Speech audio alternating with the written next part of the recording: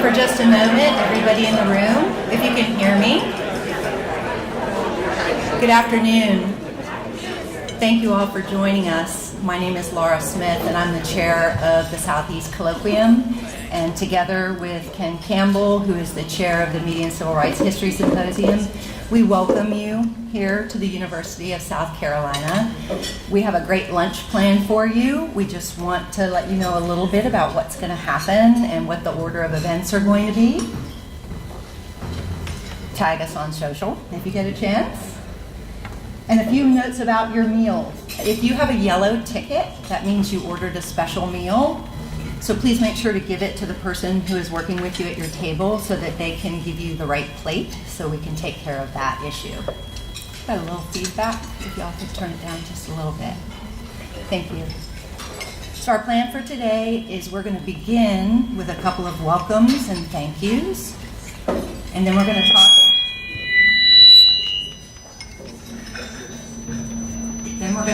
Can you hear me back there? See what that is. Good. Then we're going to give out a couple of awards, and everybody will come forward who is getting an award for a top faculty or top student paper for the Colloquium. And we'll do that while you are eating. So you continue to eat, and after we do that, everybody can eat for a little bit, and then we'll bring up our guest speaker, and he will chat with you. So all of the eating will continue to happen while you're all watching the presentations today. So go right ahead and they'll serve your plates as soon as you're ready. So first of all, I want to say thank you very much to Tom Reichert, the Dean of the College of Information and Communication. Can you stand for us, please, Tom?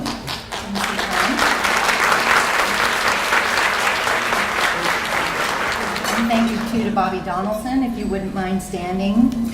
Dr. Donaldson, from the Center for Civil Rights History and Research, and Ken Campbell, if you would stand for just a moment so we can recognize you, although you take that,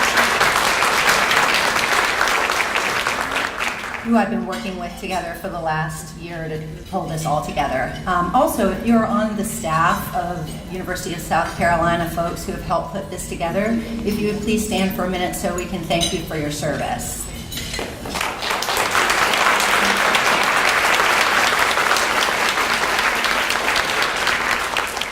Thank you, a wonderful team of people. So we're going to go ahead and move forward with the AEJMC Top Paper Awards for the Southeast Colloquium. So if we could, Dean Reichert, if you could come take your place here. As we call your name, we would appreciate it if you would come on up to the front with you and your co-authors, if you have multiple co-authors, so we can get a picture of you and we can recognize you in imagery as well as the award itself that we're handing out. So first today, we would like to recognize Denitra Walker from South Carolina. There's a camera everywhere. A citizen journalist, cell phones and technology shape news coverage of police shootings, the top student paper in the electronic news division. Congratulations, Denitra. In the history division, top faculty paper, Jenny Plattenberg, Thinking Black, an analysis of the impact of Black racial identity on the discourse and work routines of cable media practitioners.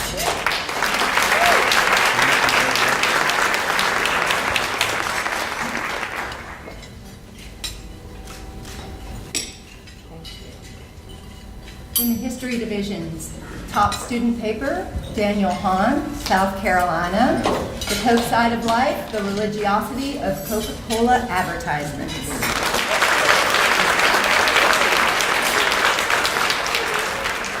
The fix is not in, but we do have a very strong PhD program, so I didn't say that. Newspaper and online division, top faculty paper, George Daniels and William Heath, Alabama.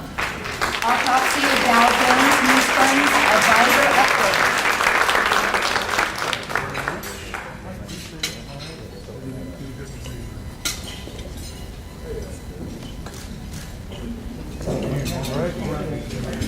In the newspaper and online division, top student paper, Kelly Bowling, South Carolina, A Travesty of Fundamental Fairness or Mass Moral Reckoning.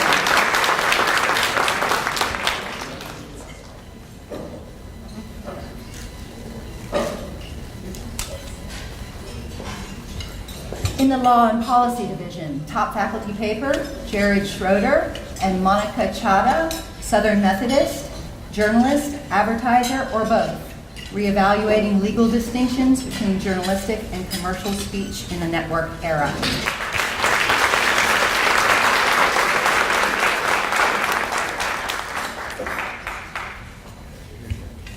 Top student paper in Law and Policy, Scott Memo, Minnesota, Crossing Constitutional Boundaries, Searches and Seizures of Journalists and Other Travelers' Electronic Devices at U.S. Borders.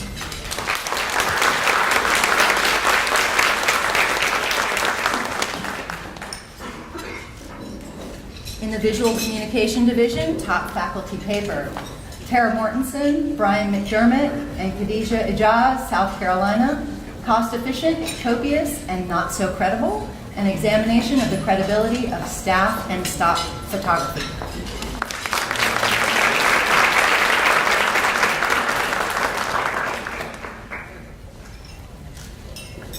Top student paper in VisCom, Garrett Pilgrim, Memphis, Holy Smokies, Information Design, Humor, and Trail Safety.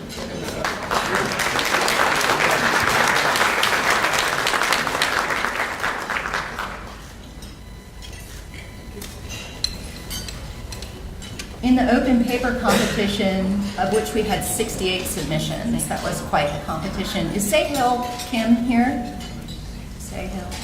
He worked very hard to put this together and said, you take it from here. So I would like to thank Sahil for all of the work that he did in this division. Our top faculty paper, Chris Nolan, Taylor Jing Wen, and Queenie Lee from Miami, Listicles versus Narratives, the interplay between mood and message type on native advertising effectiveness.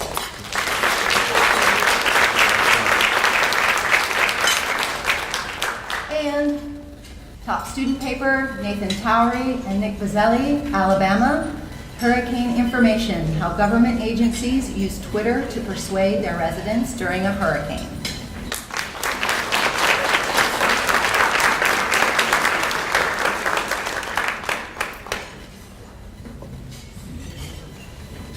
All right, thank you, Tom. Thank you very much, Jillian. That's the last of our AEJMC awards. I'd like to make a couple of quick announcements as you continue to eat. Some of you may know that we were supposed to have Don Shaw here with us today. So one of the two founding fathers of agenda setting. He was not well enough to travel to the conference today, so he sends his apologies. But I wanted to remember Don because he's an amazing force in journalism and mass comm research. This is a picture of him back in 1965. The photo was taken at his desk as an assistant professor at North Carolina. You may or may not know this, but he created this event as a co-sponsorship between the University of North Carolina, South Carolina, and Tennessee in 1967. I was 2 back then. So I had the great pleasure of meeting Don Shaw when I worked with Max McCombs over at the University of Texas. And he came and he edited one of my papers for me by tearing it with a ruler and putting it back together in a bell curve. It was the most profound learning experience I ever had, tactile experience in the classroom. So he is missed here and he sends his regards. So I wanted to send up some good luck to him to recover. So yay to Don.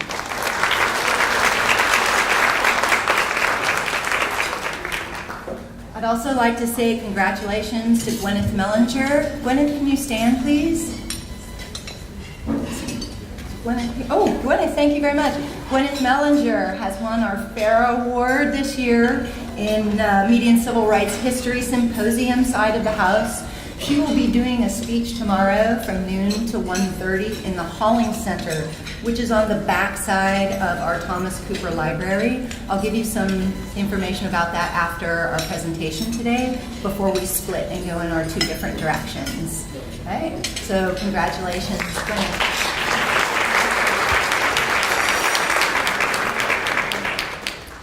Now I'd like to introduce someone who is going to introduce the keynote speaker.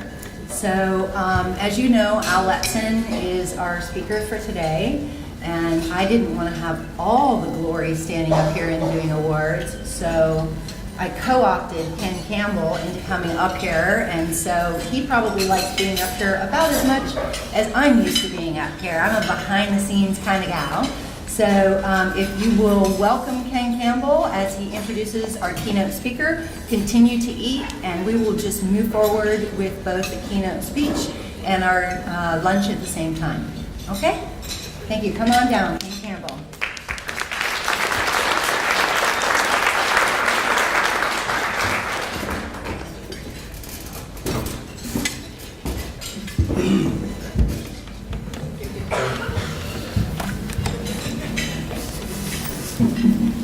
Good afternoon, everyone. Dr. Smith mentioned that Don Shaw reviewed one of her papers, and I think she said ripped it to shreds. Yeah. Well, she was lucky. Don Shaw was my history professor in my PhD program. I faced him every week, ripping my work to shreds. Okay. It is my great pleasure to introduce the keynote speaker for the AEJMC Southeast Colloquium and the Media and Civil Rights History Luncheon. He is, as you know, Mr. Al Letson.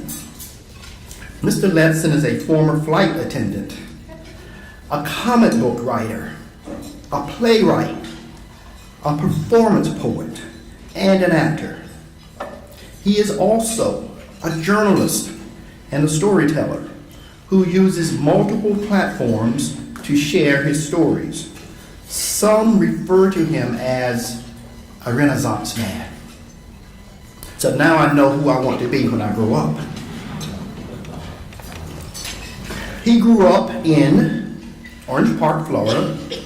After finishing high school, he became a flight attendant, as I mentioned, but this gave him the opportunity to visit different cities and to do poetry. In 2000, he won the Atlanta Grand Slam and placed 3rd in the National Poetry Slam competition. His performance poetry has been featured on HBO's Deaf Poetry Jam and CBS's Final Four halftime show. That was in 2014. His solo play, Summer in Sanctuary was produced off-Broadway in 2008. Letson was one of the 3 finalists out of more than 1,500 applicants to win the Public Radio Talent Quest.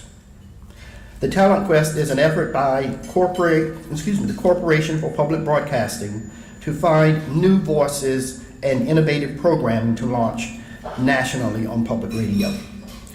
Letson's program, State of the Reunion, distributed by National Public Radio, traveled across the country to discover the interesting things that people do and are doing to create community and transcend their circumstances, while placing focus on the vital cultural issues. The stated mission was to show listeners how we are more alike than we are different, and the many ways our differences are celebrated. The program won the Peabody Award in 2014 and 3 consecutive National Edward R. Murrow Awards in the news documentary category in 2012, 13, and 14. Unfortunately, the State of the Reunion ended production in 2015. He now hosts Reveal, public radio's first hour-long investigative journalism program, a partnership with the Center for Investigative Reporting and Public Radio Exchange. This popular radio show and its award-winning journalists are known for revealing the story behind the story. The Reveal podcast is heard on more than 400 public radio stations and has more than 1 million downloads a month. On a sunny afternoon in August of 2017, Mr. Letson and some of the Center for Investigative Reporting colleagues were covering a peaceful anti-hate rally in downtown Berkeley. Downtown Berkeley was packed with people assembling to counter a planned right-wing rally. Police arrived to break up clashes between left and right-wing groups among the crowd of thousands. Mr. Letson saw a man who was with the right-wing rally being chased and then being attacked. Mr. Letson stepped in and shielded the man with his body, ultimately falling on top of him. Mr. Letson said in an interview, 4 or 5 people surrounded him and began to kick and hit him with like a flagpole, and I was just filming it. But at some point, I looked behind him and I saw a whole mass of people coming, and I just thought they were going to kill him. As you know, I don't want anybody to die, so I just dropped my stuff and dove on top of him. Mr. Letson saw the humanity of another person, even one hostile to people of color, and tried to help. Seeing the humanity in people is at the core of Mr. Letson's work. This past September, the Online News Association honored Mr. Letson and Reveal with the 2018 Knight Award for Public Service for their project, All Work, No Play. The investigative project told the story of forced labor at drug rehabilitation centers. The award judges stated, "The project exposed something many people weren't aware of, capturing an unholy alliance between government and private industry, unjustly taking advantage of a defenseless group. It had immeasurable impact across multiple states and changed business practices. Truly impeccable work." The All Work, No Pay project also won the Society of Professional Journalists Sigma Delta Chi Award, and was a finalist for the Pulitzer Prize in 2018. And Reveal was also a finalist for the Online News Association's 2018 Mid-Sized Online Newsroom of the Year. In 2016, Mr. Letson launched his own podcast showcasing a little bit of Ertang. Ertang is just that, everything. Storytelling, radio drama, pop culture reviews, and interviews. Mr. Letson is basically taking all of the things that are floating in his head and turning it into a mixtape of delight for listeners, according to one newspaper. In talking about Ertang, Mr. Letson said in an interview, quote, "I see my primary job and title as being a storyteller. My job at Reveal is to help guide the audience through some hard, complex stories and try to do it with as much humanity as possible." He goes on to say, "We all have a stake in the stories we tell, whether they directly affect us or not. We've been talking about a lot of children being separated from their parents at the border. I think a lot of reporters report it like they don't have a stake in it, but they do. If you are an American citizen, this is being done with your tax money. This is part of who you are. You are a part of the issue. If I don't reflect on that as a newscaster and a host," he says, "I'm not doing my job." Let's welcome Mr. Letson.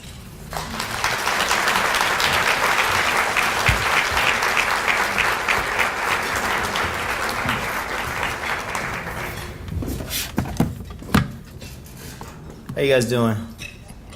I'm gonna take this wireless mic off so we don't get that loud feedback.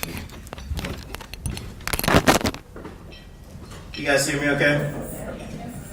So the name of my solo podcast is Irvine. Y'all in the South, y'all should be able to say it. And I'm like, anywhere else, people are like, it's then or everything. It's actually thing. Can y'all say it with me? See, y'all in the South. That's what I'm talking about. I'm a Southerner, but right now I'm living in California, and man, you cannot find good sweet tea anywhere in California. Anywhere, you feel me? It's a shame. They come to you with this brown water and like you can put packets in it. No. I'm gonna do an investigative journalism thing on that because it's a travesty. Thank you all for having me here today. I was thinking before I got here a little bit about how surreal it is that I am here to talk to you guys about journalism because, you know, in many ways I feel like I'm pretty new to journalism. I've been in the business of journalism for well over 10 years now, but at the beginning of that I always saw myself as a storyteller. So when I got started in journalism, I was hosting and creating this show called State of the Reunion. And State of the Reunion was on NPR stations all across the country. The way I came to that show is atypical of pretty much the way anybody gets into public media.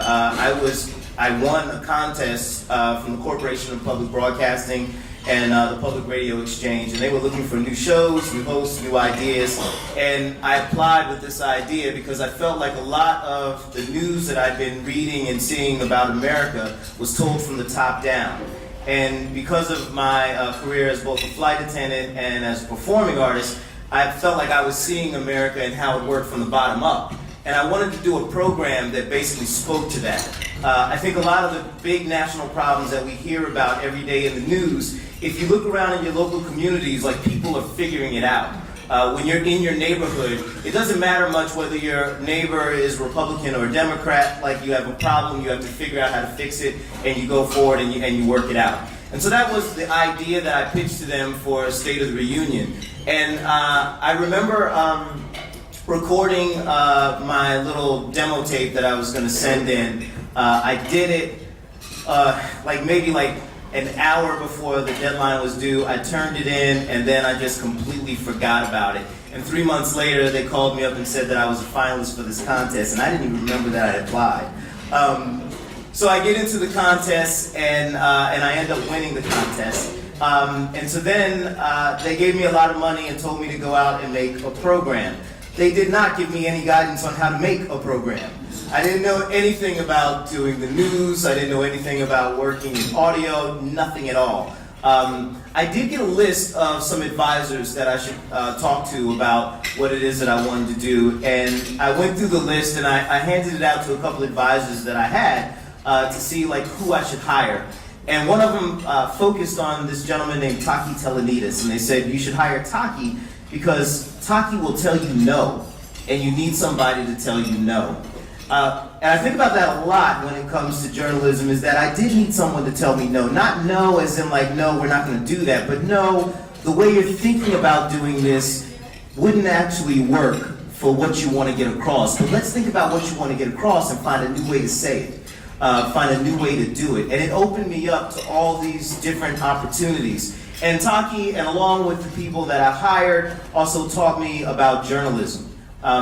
So no, I didn't know about journalism. I was just a consumer of it, but I was smart enough to recognize that I need to surround myself with journalists. So I went out and I hired some really amazing people, and when it came to State of the Reunion, my thought process was that my job as the host and the creator of the show was to set the vision, and then hire really amazing people that can implement that vision, and then remove obstacles out of their way. And that's pretty much what I did for the first 7 years that we did State of the Reunion. In all of that time, I was working with really dedicated and smart journalists, but I never took on the term that I was a journalist. I just told people that I was a storyteller that worked with some really amazing journalists. And in doing that, State of the Reunion won a lot of different awards, all the big journalism awards we could check off. It was an amazing experience. When I started working at Reveal, State of the Reunion ended like in 2015. I started moonlighting and doing some work on the pilots with Reveal around 2014. And by the time we got to 2015, the first pilot of Reveal had won a Peabody. And I remember before we won that Peabody, the organization, PRX and the Center for Investigative Reporting, the conversations that we had was like, oh, we're going to bring you in now to just host like one of our pilots, because we just need to get a host. We know you can do it. Bam, bam, bam. We'll just do that one. And I was like, all right, cool. That's all I really wanted to do anyway. And then the pilot won a Peabody. And then I think they felt like they need to keep me around for the second one. And I was like, yeah, cool. I don't really care. It's great. And then by the time the third one came, they stopped looking for a host and decided that they wanted me to be their host. And I remember the conversations that we had really clearly. They brought me in and we were all sitting down to get into this negotiation about what was going to happen. And the first thing I said to them is like, you guys realize that I am not Tom Brokaw. And everybody stopped and looked and like, yeah, it's pretty evident. And what they told me is that they wanted a journalist who could talk about these big stories with people, but do it in the way of a storyteller. That a lot of our stories were going to be really heavy. And the way that we keep an audience tuned in is we find a different method of storytelling on radio, and we have a host that can handle both. And I said to them, you know, I mean, that's cool. Like, I am totally down to do that, but I still didn't really take on the title of journalist. And I still didn't really think about what I was doing as journalism. You know, I went online and looked, and dictionary.com says that journalism is the occupation of reporting, writing, editing, photographing, broadcasting news, or conducting any news organization as a business. Webster says that it's a collection of editing of news and presentation through media. And after I read those, I was reflecting on it, thinking that like that didn't really cut it for me, because what always stuck for me when I talked about journalists or when I talked about journalism was truth and the weight of truth, and that it is a journalist's responsibility to carry that weight. You see, I didn't want to call myself a journalist because I knew that in 1892 in Memphis, Tennessee, Ida B. Wells published an editorial about lynching in the South. Her dear friend had been lynched, and that set her on a journey to document the terror that black people faced in the South from lynching. Now, Ida B. Wells was a black woman without a powerful institution behind her. The law was unwilling to protect her. And the target that she was going after was known for murdering people. And yet, she went out there and she did it. She put that boulder of truth on her shoulders, and she carried it. And in response, they burnt her newspaper office to the ground, and she left Memphis, Tennessee, and never came back. She walked away from the only home that she had. And for me, like, that was the golden definition of what a journalist was. When I grew up, I remember my grandfather was a big news guy. He was into the news. And I remember there was a documentary on TV one day about Edward R. Murrow. And my grandfather, I believe it was on HBO because it kept coming on through a whole month. Remember back in the day, like HBO would play things to death. It was before pre-Game of Thrones. So I remember like watching a little bit, and my grandfather told me to sit down and pay attention. And on that little documentary, it talked about how the Red Scare was going on. And I remember being a young man and not really comprehending like what it was like to live in a country, America, when all you had to throw around was the threat of somebody being a communist, and you could literally take their life away from them. But so that's what's going on, and I'm watching this documentary, I'm kind of being blown away. And then it gets to the point where it talks about Edward R. Murrow taking on McCarthy. And the interview that he did, well, first of all, the show that he did where he compared all the things that McCarthy had said and the things that he'd done, and started the match that lit the flame that burnt down McCarthy and McCarthyism in America and just changed the world. I mean, I could go on. I mean, most of you know about these stories, the Pentagon Papers, Watergate, torture at Abu Ghraib, Snowden. The list goes on and on and on. And it's about the weight of truth, how they sought to hold power accountable. And that is journalism. It's not just a collection of editing news and presentation through media. It is the weight that we carry that is necessary for a functioning democracy. And it's sacred. Yeah, I've said that to some really old school journalists, that I believe that journalism is sacred. And they tend to laugh at me and roll their eyes and think, whatever, kid, and go back to whatever they're doing. And that's for them. I mean, to each his own. But for me, that was the reason why I was hesitant to take on that title. And then came the election of President Trump. So at Reveal, we have been reporting on him. My boss, his name is Kevin Sullivan. He is absolutely brilliant. And I remember early in the year of 2016, around January, he came to me and he said that we were going to do a whole hour on President Trump. And this is before he was elected as the nominee of the Republican Party. And I told my boss, man, you're crazy. There's no way he's going to get elected. Why are we spending our resources on it? But Kevin saw that like there was a rising, a tide rising that we needed to document. And so we went out and we did this report about Trump and what he was saying and what his followers were believing, and also like the shift in the Republican Party. We had also, like, as the election came around in November, we had started to put together an hour about the election. And everybody in our newsroom, we were kind of working from the assumption that Hillary Clinton would win the election. And so a lot of the stories that we had were stories that we were really looking at about like what voter suppression did to the vote. We had this puff piece about this white supremacist who thought that he was really going to rise to prominence if Trump came into power. And his name was Richard Spencer. And we had done that piece with Mother Jones magazine. And so we were all getting ready to put out this hour, and we sat around watching the election votes come in, and as we all know, Donald Trump won the Electoral College. To say it was a shock to everybody who had been reporting in that newsroom is putting it mildly. I mean, we all saw exactly what was happening in the country because we were reporting on it, but yet I think all of us, especially me, I can't speak for everyone in the organization, but I was shocked that he actually won the Electoral College. And I remember coming into work the next day and feeling like we hadn't done our job good enough, or that I hadn't done my job good enough, and that something needed to change. And that change had to start with me. And I began thinking about the episode that we were getting ready to put out.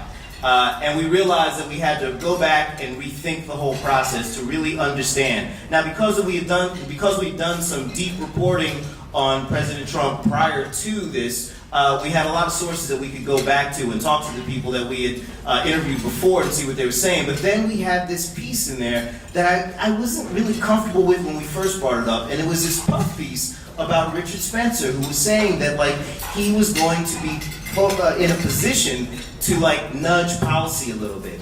And at that point, everybody in the media, a lot of people in the media have been doing sort of puff pieces about Richard Spencer. The LA Times had an article that said the new, what they call them, the new GQ alt-right think tank in DC. Even the Mother Jones piece that we worked on kind of had this tint of it that took what Richard Spencer actually believed and made it more palpable to the audience. And at that point, when I saw that and we listened to the piece that we had together, you know, I pulled the brakes on the train and said, we absolutely cannot put this piece out now. The only way that we handle this now is if I go in and I interview Richard Spencer and I hold him accountable. And so that day, we decided that we would interview Richard Spencer. It was a crazy day because we were working on so many things in the newsroom. Nobody had time to prepare me. I didn't have time to like really sit down and think about exactly like how the interview was going to go. We had a quick 5-minute conversation about like what was necessary. What was necessary is that we talk about actually what his policies would end up being. Because Richard would like to tell you that like, oh, you know, I think that people are just going to self-segregate and people are going to decide to leave the United States on their own.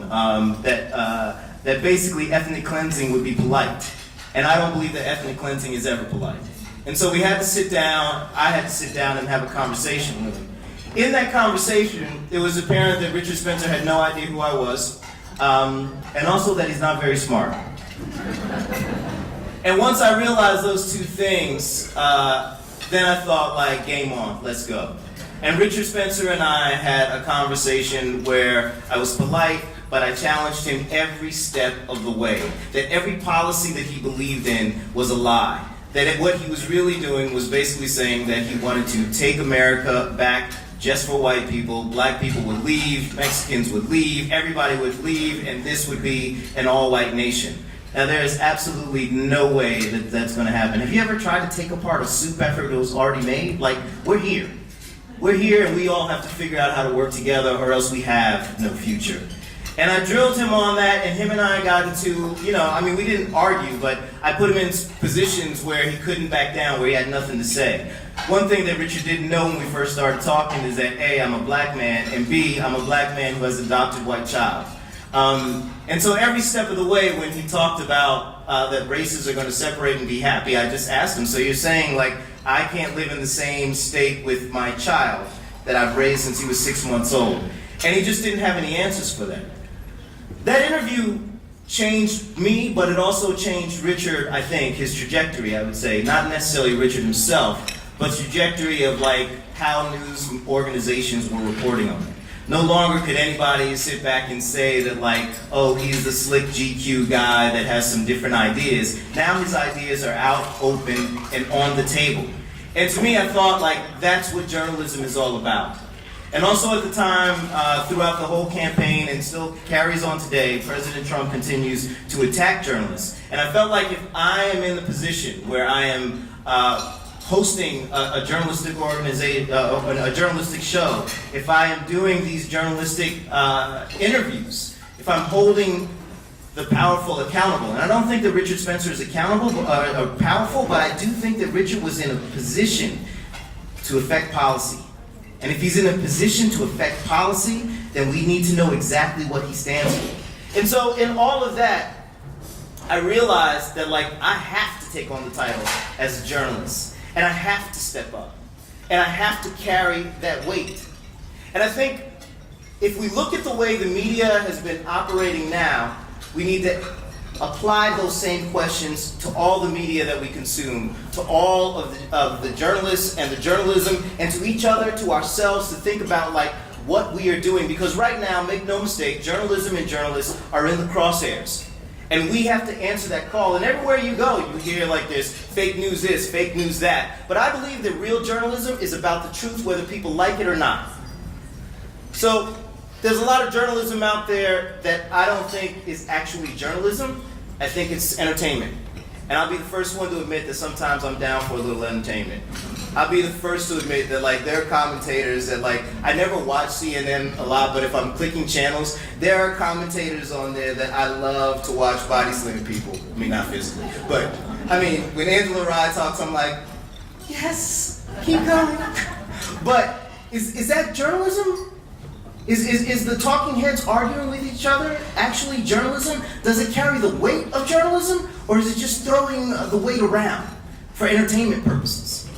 I think that in this age, every journalist needs to ask himself if I'm being distracted by the circus or if I'm reporting on the truth, if I'm carrying the weight of journalism. We see a lot of times, like in the New York Times and in other places, that people are reporting on the tweets that President Trump puts out. And I think that we should be reporting on the tweets that he puts out. But I also think that we should be reporting on the action. I think that if we just concentrate on the sideshow and not look at what's actually happening in this country, if we don't actually look at what the policies that not only this administration but also corporations and individuals are doing, if we don't look at what is actually happening, if we don't produce that, then we have failed at carrying the weight. Recently on March 6th, the Department of Homeland Security Secretary Christian Nielsen testified that DHS kept children separated from their parents behind a chain link fence enclosed into a chamber on a concrete floor. When asked what the difference was between this and a cage, she said it was larger. We, because we are United States citizens. We, because our tax dollars fund this. We are allowing children to be put in ultimately what is like a kennel. And the news media that day, I saw a blip here and there about it, but we were too busy talking about other things. We have a responsibility.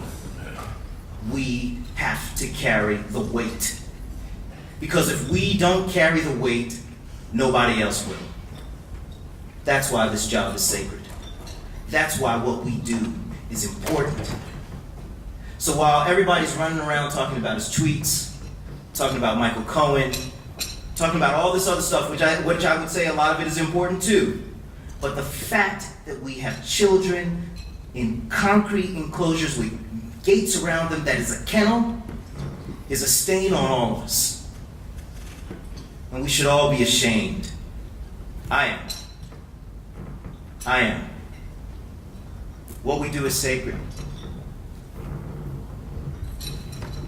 Sometimes, I'll be honest with you, I get down about this country. I get down about journalism because I think, I just don't know how we're ever going to get through it. Recently, I was at a fundraiser for an organization in San Francisco, and while I was there, I happened to be sitting next to David Plouffe, the man who engineered President Obama's campaign. And he is such an amazing individual. And we were having this great conversation, and I basically was telling him all this stuff about how I am down about, I don't know, how we move forward. How do we move forward when all of this is going on around us? And David shook my hand at the end of the night. He looked me in the eye and he said, Al, I think you just have to go find your hope. Find your hope. Look for it. Search for it. Go through history. Think about the things that are important for you. Find your hope. Because if you don't find your hope, how is anybody else going to find it? How are the people that you're talking to going to find it? And I began to think about that. And then I thought about Ida B. Wells and what she must have thought, fleeing the only place that she had ever known as her home, how it must have felt like there was no hope. And yet she kept reporting. It may not have seemed like it at the time, but her reporting helped change the world. Her reporting helped change the world so much so that right now a black man is standing in front of you giving a speech about journalism in an institution that at the time Ida B. Wells was alive would not have allowed me to attend. Change can happen, but we have to carry the weight. Don't tell me that journalism can't change the world, because all of us are living proof that it has. We just have to carry the weight. We are the canary in the coal mine. And when we stop singing, that mind is doomed. Thank you very much.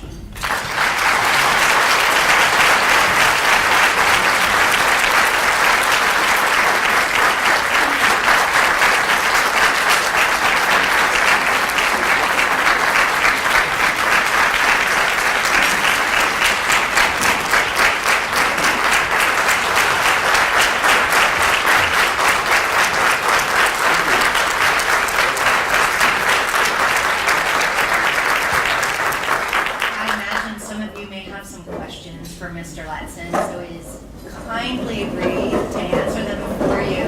We have a microphone over here. Maybe it's me. A microphone over here on the side. If you would like to come over and ask questions about Mr. Letson and his work and anything that you might have, he is willing to answer your questions. Shoot.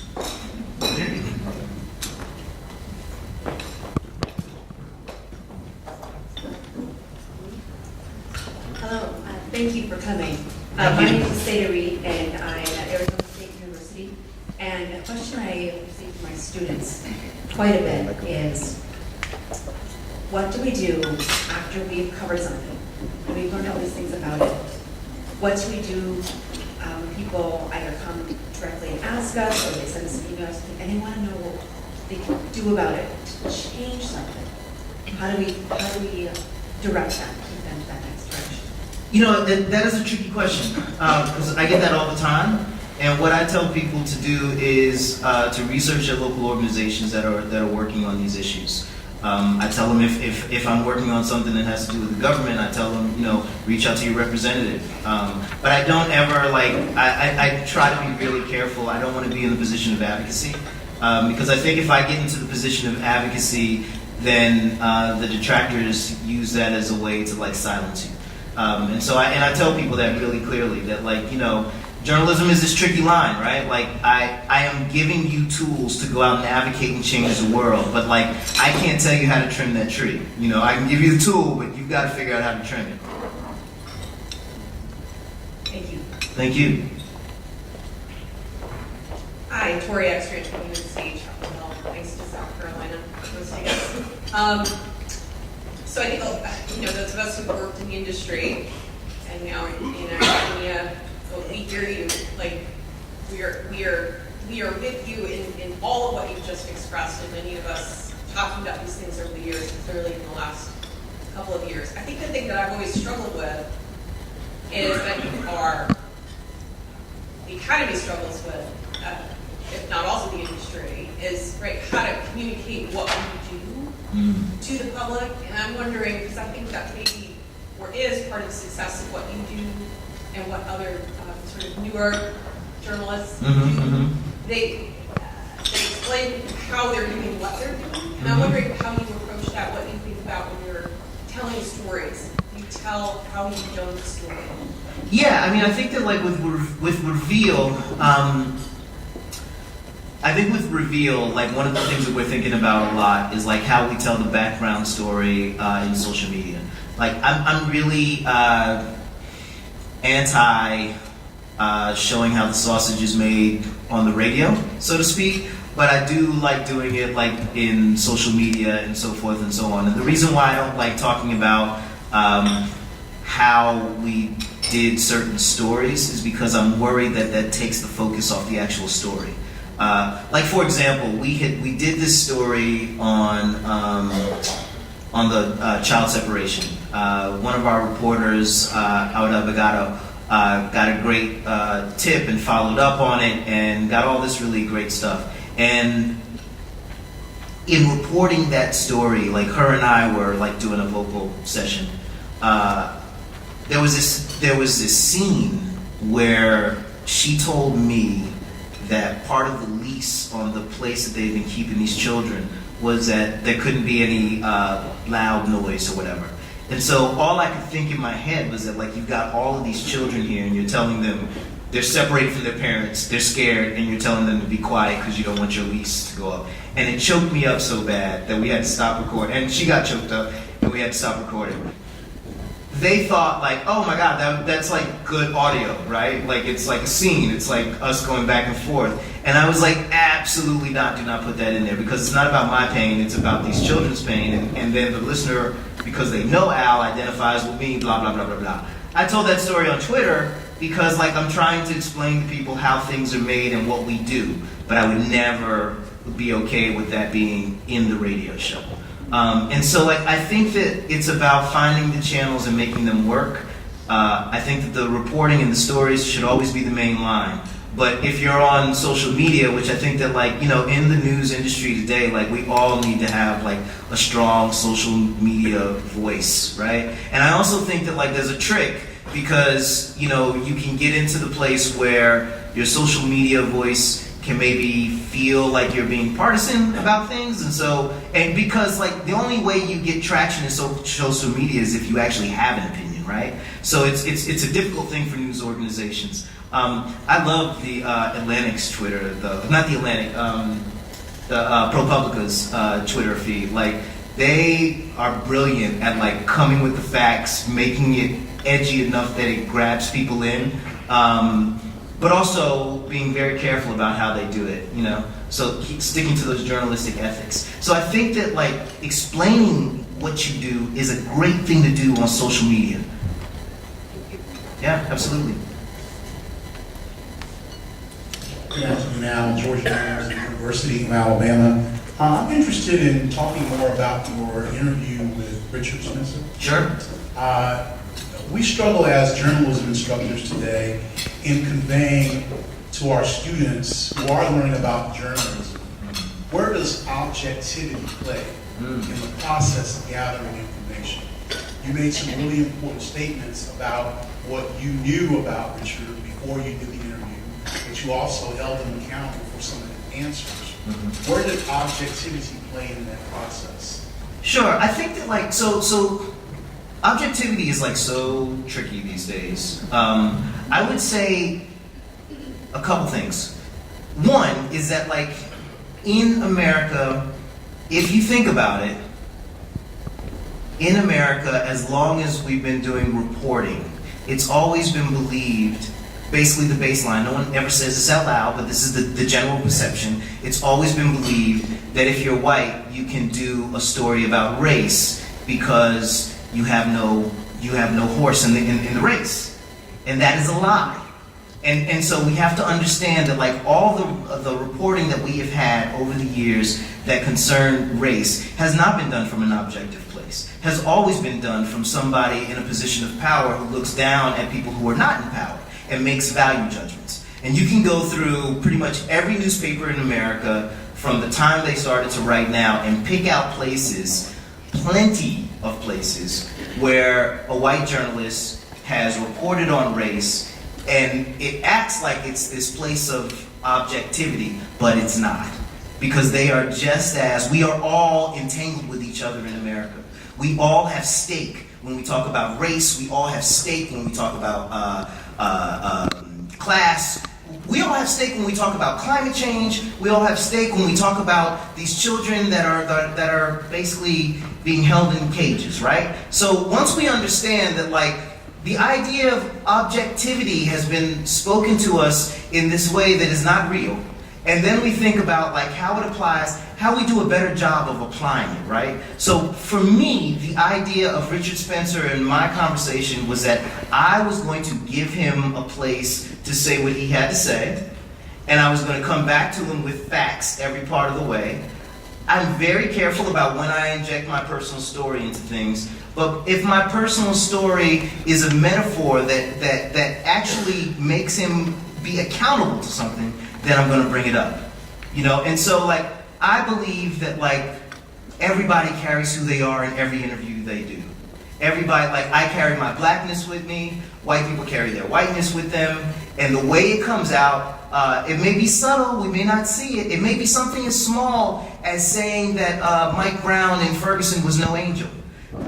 That's not objectivity. That's literally like that reporter like giving a little bit of his thoughts about race that he doesn't even realize that he's giving, right? And so we have to have like really hard conversations about what that is. and be honest with each other, and it's going to hurt some people's feelings, and there's going to be people who feel like objectivity is this, and it's this, and it's this, and it's this. But you have to put it in reference to where we are right now and where we've been, and how much journalism has to make up. Like, Lord, man, like if you look back at like the Tulsa race riots and read what and excuse me, let me rephrase. If you look back at the Tulsa massacre and look at the words that were used to describe that by the newspaper and to whip people up, journalism has a lot to answer for. And I would say that those reporters thought they were being objective. Does that make sense? It does. Thank you very much. Yeah, absolutely. Hi, my name is Claire Uncles. I'm a master's student from Ohio University. I wanted to ask you about, I noticed throughout listening and Reveal, a lot of history is brought into some of the stories and reports that you guys do. I wanted to get your opinion on journalists today incorporating history into their reporting and the lack thereof in our news. I think if you're not reporting the history of an issue, you basically are not doing your job. Like, journalism is all about context. If we don't give context, if we don't understand like exactly how we got to this point, then we don't understand the issue. You know, so it's like we have to talk about how we got to this point in order for us to move forward and have a real conversation. And that's hard sometimes because, print journalists, you've got a word count that you've got to hit. Me personally, like on the radio, I've got to figure out like how I can get in and get out of this story as quick as possible because people's attention span is like this. It's hard. It's not easy to do, but it's the job. So if you're reporting on, for example, gosh, I'm just trying to think about news stories here. What was the pipeline that they wanted to do? Yes, you guys know it.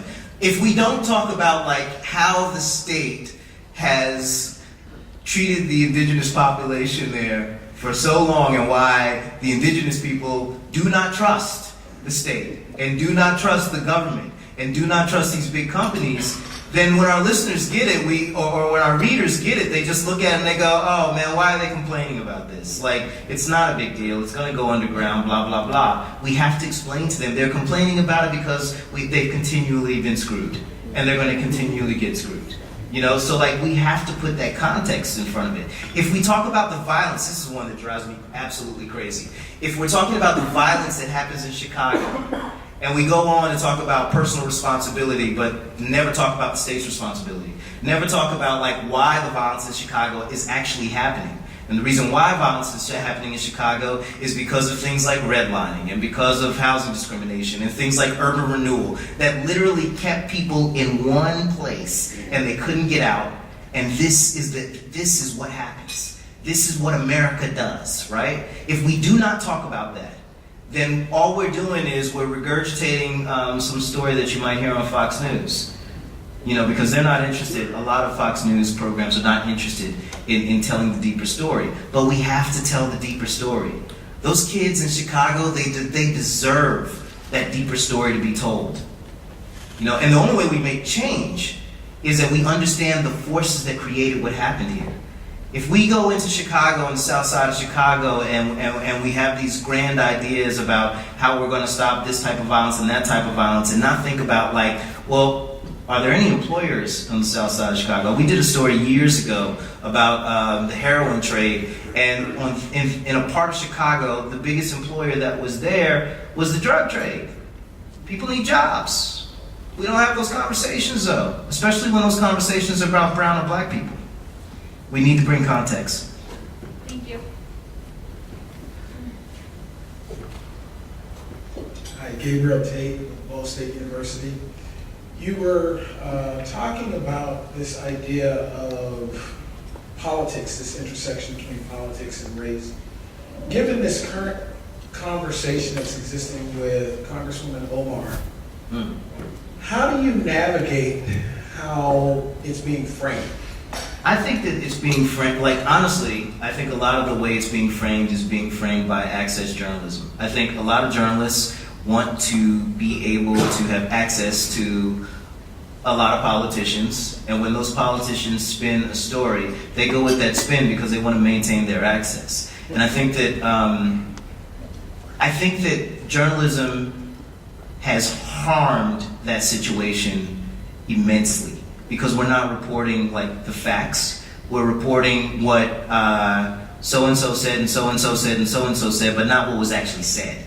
You know, and so if we're not reporting on what was actually said, then we're reporting on everybody's faux outrage. I mean, you've got outrage about her supposedly saying some anti-Semitic comments. Meanwhile, we are putting little children in things that are cages, but according to Secretary Nelson, they're a little bigger. And those policy decisions are made from a xenophobic place. So how much of that do you believe is the fact that she is Muslim? Oh, that's not being spoken. It's all the fact that she's Muslim and it's a political game. But if she wasn't Muslim, if she was just a black woman, she'd still be getting this fire. You know, but yeah, absolutely, it's because she's Muslim, and everybody knows it. It's the thing that everybody knows, and everybody's just like, well, we're just not going to say it. But we all know it. You know, that's what we do in America. Eric Holder said America's a nation of cowards when it comes to race, and he was 100% right. Like, we know the game, but we are too polite to say it. I believe that, like, it's the job of journalists to, like, not play the game. To be like, you know, like, while you're trying to distract us with this, we know that all this other stuff is going on. And we need to keep our eye focused on all the other stuff going on. And that's not just a situation that is indicative of the administration that we're in now. That's a situation that's indicative of all the administrations. You know, from the beginning of this country, like, this is what politicians do. Our job is to push against that, to not play the game. Yeah, thank you. Anybody else? More questions? Can we thank Mr. Letson?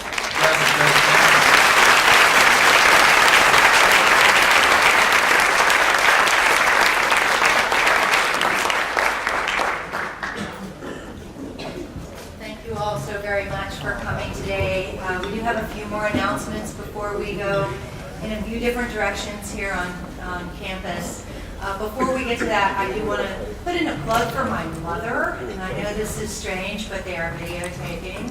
It is because of my mother that Al Letson is here today. So last summer, I was at home and she was visiting here, and I was thinking, who would be the most perfect person to bring these two conferences together that could talk about the power of journalism, the importance of journalism, and issues of civil rights and engaging those issues together in our journalism and our history.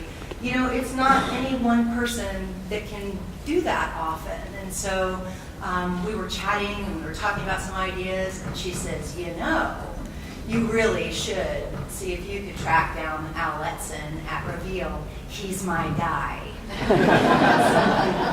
It's because of my mom that I went after Al, and he was very gracious and willing to come and speak with us today. So one more round of applause.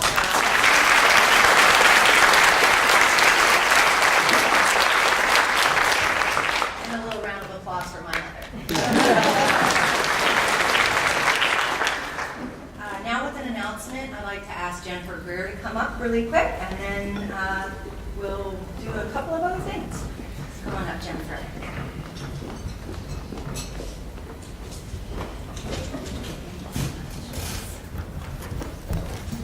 So for those of you who don't know me, I had the pleasure of being president of AEJMC last year. I'm now immediate past president. And so I just wanted to welcome you all on behalf of the board and the officers of AEJMC. First, a quick business announcement. Those of you guys who helped organize for your divisions and interest groups and commissions here, could you stand up, please, the organizers that we have? Let's give them a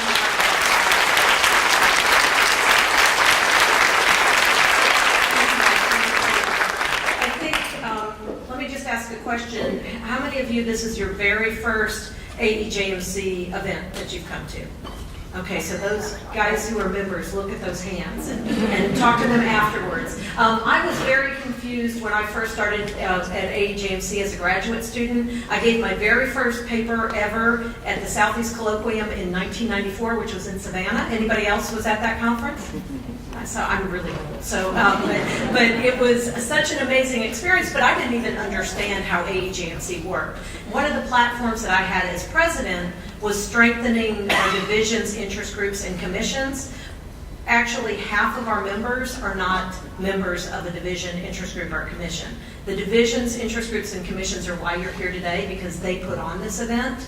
And so it's really important for those of you who want to get involved at AEJMC to find your home in one or two or more divisions, interest groups, and commissions. You will find collaborators for your research. You will find your tenure and promotion reviewers, which I did.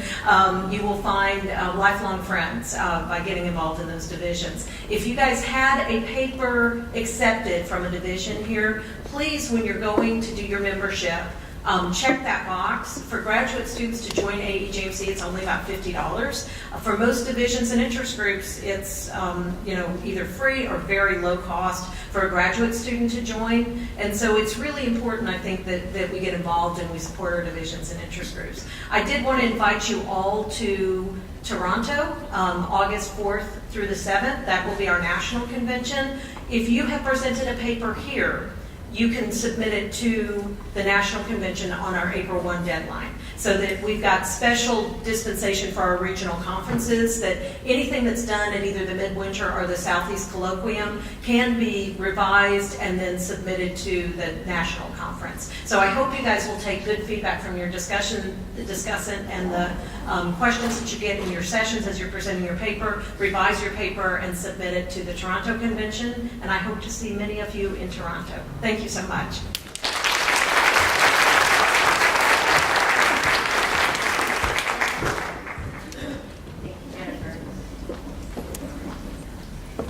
Also, while you are here, we have a little extra time in between today's lunch and when the sessions resume. If you are here for the Southeast Colloquium, I would invite you to go over to the Hollings Library, which is on the back side of our main library. So if you go past the reflecting pool to the left out of this building, you will see an entrance to Thomas Cooper Library, and you just walk right through the main library, and on the back side over the land bridge is a beautiful center that has a lovely array of civil rights history that is associated with the University of South Carolina. And so we would definitely encourage you to try to get over there at some point, maybe before your next session. Take a look at that exhibit that Bobby Donaldson has helped put together. So I encourage you to do that. It will be open also tomorrow. We are keeping the Thomas Cooper Library open just for the attendees. It's not open to students who are fleeing on spring break. And so we have paid a couple of students who are willing to stay and keep the front doors open for us. So those doors will open at 8:30 tomorrow morning, and you'll be able to go in at 8:30 and go back to the Hollings Center in order to see that civil rights exhibit, even if you aren't participating in any of those panels. So if you have a little extra time, you may also choose to come to the AEJMC business meeting we're going to hold tomorrow morning. I extrapolated from the data about how many people might show up. I got 30% response rate, so that's pretty good. So I'm expecting to see about 25 of you at breakfast tomorrow morning. Or you may sleep in and have breakfast at the hotel, however you choose to do. But we will be at that meeting tomorrow morning in the SJMC in room 318, and then you'll be free to walk on over after that if you choose to go over and take care of those. After this event, we will bifurcate, right? And the folks that are with the Media and Civil Rights History Symposium will walk from here over to Hollings, and the registration table, if you have not yet registered, will be located for that conference over at the Hollings Center, and you'll be able to check in there. And you'll also have coffee over there in the morning before the sessions begin, and our FARA Award will take place at a buffet luncheon for that side of the house tomorrow. And Oh, and another announcement is that tonight at 6:30, if you liked Al Letson so much that you would like to see him again, he is doing a public speech at the Richland Public Library, which is a fantastically beautiful facility not far from here. So you'd have an opportunity to see him again if you choose to come to that event this evening.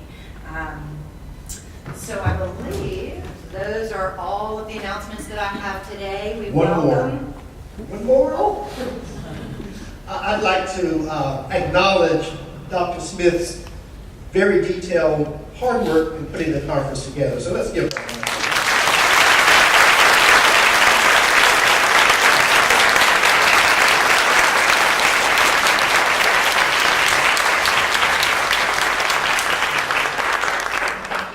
Daniels for helping me all along the way, and again all of the support staff that you don't see here now because they've run off to take care of lots of other jobs to try to keep the wheels moving forward on this operation.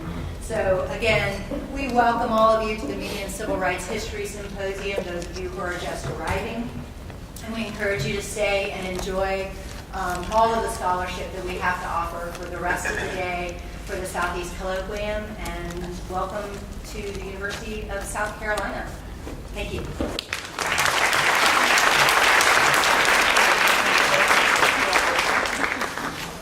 was nice meeting you. Thank you for your